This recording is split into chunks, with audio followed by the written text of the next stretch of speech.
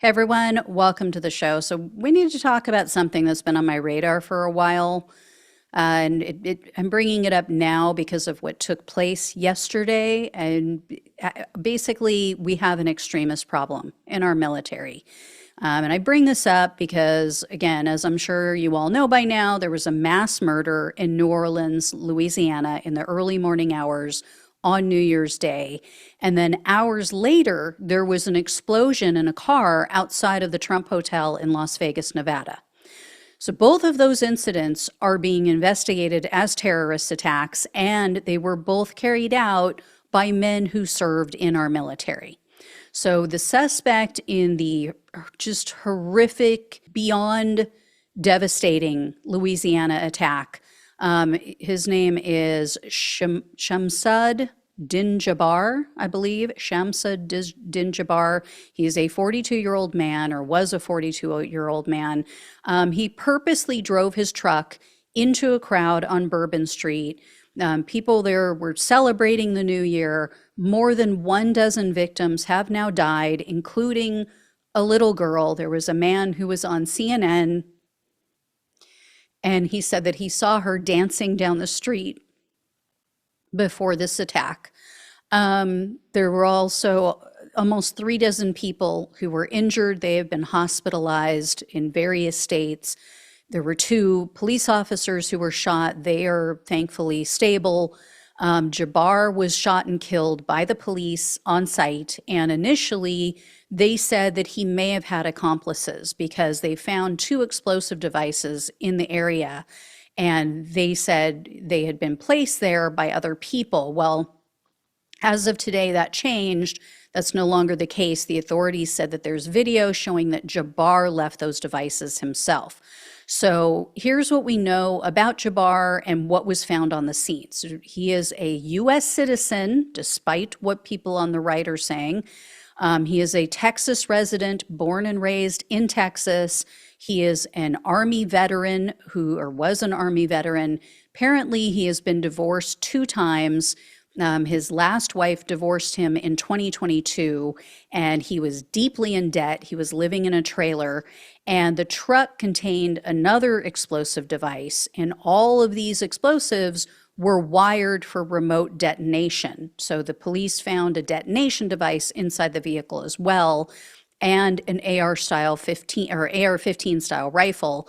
But Jabbar shot at the police with another weapon. He also had an ISIS flag attached to the truck, and he drove that truck into the crowd. And the FBI found that Jabbar posted numerous videos online before this attack declaring his alliance with the terrorist group ISIS. So he has 2 minor previous convictions, which are pretty dated. 2002, he was convicted of a misdemeanor theft, and then in 2005, he was convicted for driving with a suspended license. So the attack in New Orleans occurred around 3 a.m. Eastern Time. Hours later, on the West Coast, this happened. So there was a Tesla Cybertruck that pulled up to the valet area outside of the Trump Hotel in Las Vegas, Nevada. Within minutes, or I guess within seconds, the truck exploded. So social media was filled with videos of this burning vehicle. You know, people were making obvious comparisons to what we have to look forward to over the next 4 years with Trump and Elon Musk in charge. And obviously, since Tesla is a company owned by Musk and affiliated with him, and now he is such a major donor for Trump and his best buddy, it obviously raises some questions like why it was that vehicle, why it was outside of Trump Tower or Trump Hotel. But we now know this wasn't an accident, because initially people were saying, like, was it because some of these cars just explode or, have issues, set light on fire? So it was not an accident. The truck was apparently filled with gasoline cans. There were camp fuel containers. There were firework mortars in the back of it. And the man driving the truck appears to have died in the explosion. He is 37-year-old active duty U.S. Army Special Forces intelligence sergeant, Agent Livelsberg, Leibelsberger, I think is how you pronounce it. He was awarded 2 Bronze Stars, and according to CBS News, Leibelsberger was on leave from the Army and he was currently living in Colorado. A relative of Leibelsberger confirmed he recently rented a Cybertruck and his wife hadn't heard from him in several days. So the authorities say they haven't found a direct connection between these 2 men. It seemed very odd that these things happen both on New Year's Day, both within a short period of time of each other, and obviously both involving vehicles. They were both rented, by the way, but they said no, so far they have found no connection. Very strange coincidences, though. Both Jabbar and Leibelsberger, as I mentioned, were in the military. They both rented vehicles from the same online car sharing app, which is called Turo. And Jabbar and Leibelsberger both spent time at an army base in North Carolina. They also both served in Afghanistan around the same period of time, but the military confirmed they didn't serve together and they weren't in North Carolina at the same time. So here's the thing, going back to my initial point, and let me say up front, there are many, many good men and women serving in our military. There are also a significant number of military members who've become radicalized. And according to the Military Times news outlet, the problem is more pronounced in the veteran population, so people who used to serve and who are out and civilians now. In January of 2024, they reported on an analysis and a report that was conducted by the Institute for Defense.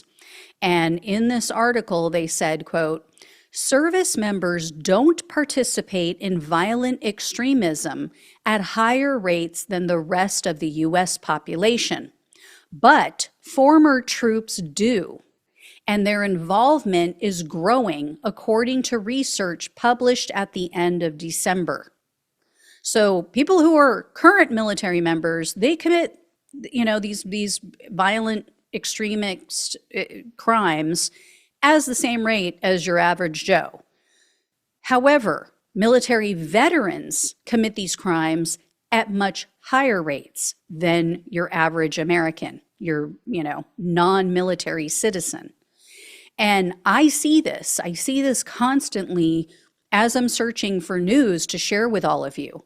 This story, for instance, caught my attention a couple months back. So there were 5 men, 3 of them were Marines. They were all sentenced to prison for plotting to destroy a power plant. They were trying to start a race war.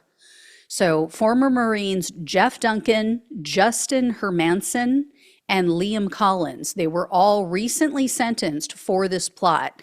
And of note, Collins founded a neo-Nazi terror cell known as BSN, and 2 of the 5 men were active on the former neo-Nazi forum called Iron March.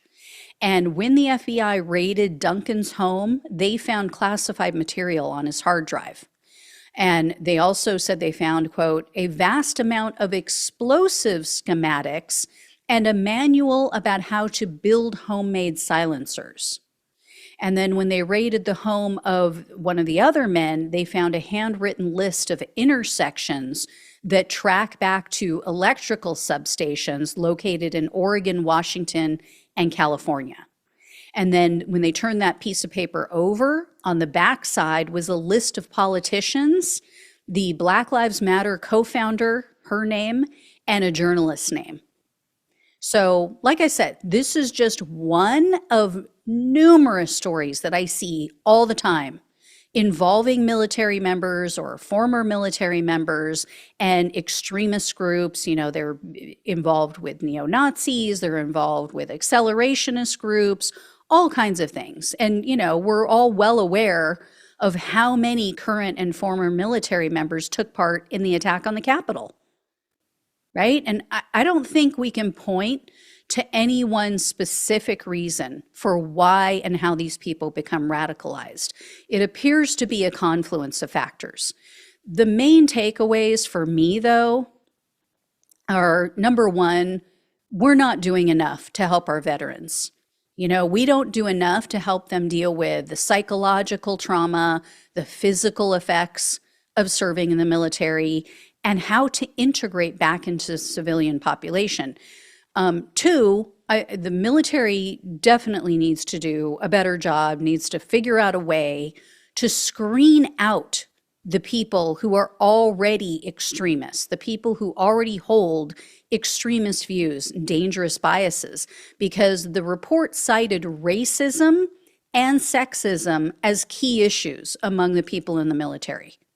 Now, do we really want to train those types of people to be more violent? And as for veterans, the Institute for Defense, their report said, quote, loss of military identity appears to have a strong association with difficult adjustments to civilian life that can in turn contribute to negative behaviors.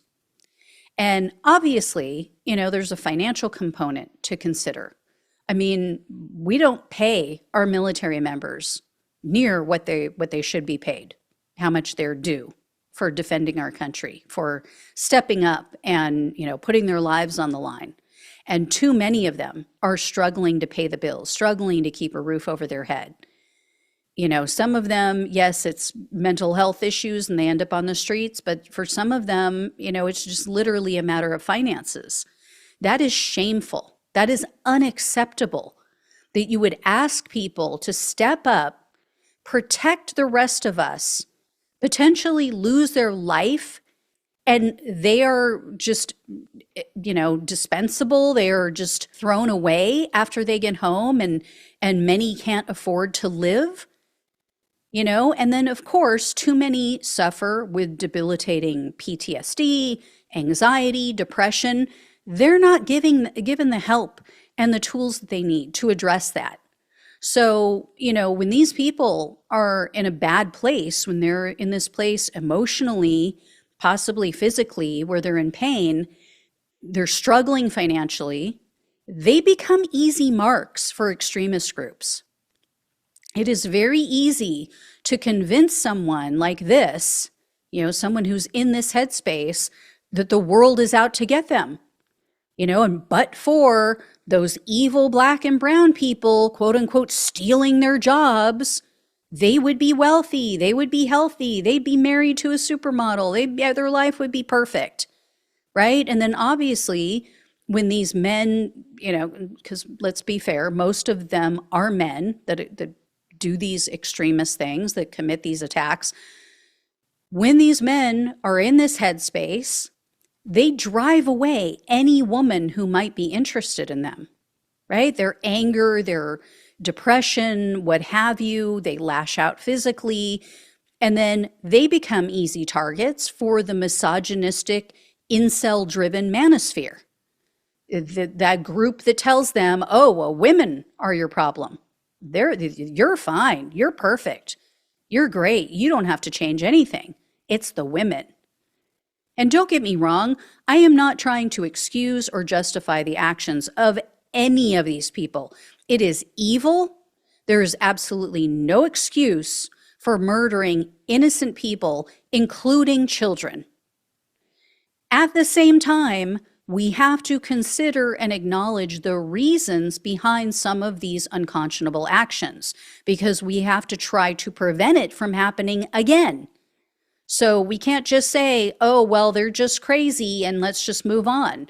This is obviously a problem with the military, especially veterans, and we need to figure out why. You have to acknowledge and frame and, name the problem before you can address it and solve it and reverse it. So anyway, guys, like I said, this is something that's been on my radar for a while. I've been thinking about it, been wanting to talk to you about it. And yeah, this just, these two incidents, happening on the same day, both with military members, it just really piqued my interest for this reason. So I will let you know when I hear more on either of these issues, either of these, I guess attacks. One definitely was an attack. The other one, I don't know if it was an attack necessarily, or if the guy was just trying to make a statement, but we'll find out more and I'll keep you posted. Thank you all so much for watching and listening. Please like, please share and subscribe. Please donate if you can. Love you all. Take care. Talk with you soon.